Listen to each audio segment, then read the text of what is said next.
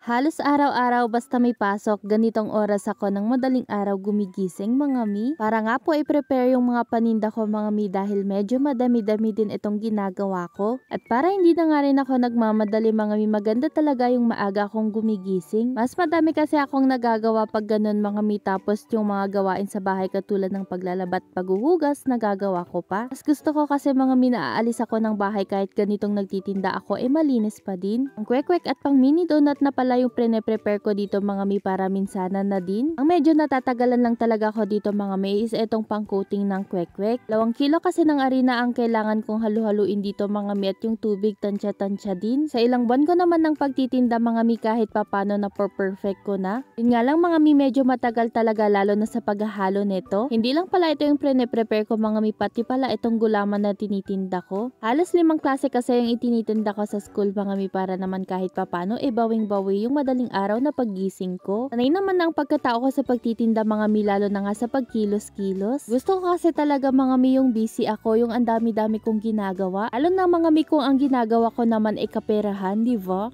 Ginusto ko to at mahal ko tong ginagawa ko mga mi, kaya kahit madaling araw pa ako gumigising, kering-keri lang. Madalas talaga akong nagpapasalamat sa lakas na ibinibigay sa akin mga mi dahil pati yung dito sa bahay, yung pagiging ina at asawa ko hindi ko naman napapabayaan. Halos nagagawa ko lahat mga mi kahit na nagtitinda pa ako. Sabi nga nila time management lang ang kailangan mga mi. Tapos kung may goal ka talaga sa buhay, yung porsigido kang may marating, hindi ka magrereklamo, hindi ka magi-give up, hindi ka mapapagod at hindi ka mahihirapan. Pero walang ganun mga mi, lahat yan pagdadaanan mo, yung hirap, pagod, minsan ang pagsuko pa nga mga mi. Wag mo lang talagang kalimutan para hindi mo maramdaman ang mga yan mga mi ay i-give up lahat kay Lord. Kasi siya ang kumilos mga mi, lahat walang imposible, lahat kayang-kaya mo. Balik na nga tayo dito sa video mga mi, heto't madami na nga rin pala akong nalutong kwek-kwek dito, alas 5 pa lang ng umaga. Bago nga kasi umalis yung asawa ko mga mi, pinapabuhat ko na sa kanya. Para nga po kahit papano pagtataas kami, konti na nga lang po yung mga bubuhatin ko. Grabe no, araw-araw mga mi basta may pasok, ganito yung gawain ko. Masaya akong ginagawa to mga mi dahil nakakatulong ako sa asawa ko at yung anak ko kasama ko pa. As in nagtutulungan lang kaming mag-asawa simula pa noon mga mi. Kasi nga madami kaming pangarap mag-asawa at may mga gusto rin kaming marating. Para matupad naman yun mga mi, syempre kailangan naming magsipag, magtulungan at tamang diskarte talaga. Tsaga-tsaga lang talaga at kung ano ang buhay namin ngayon mga mi, ipinagpapasalamat ko yun.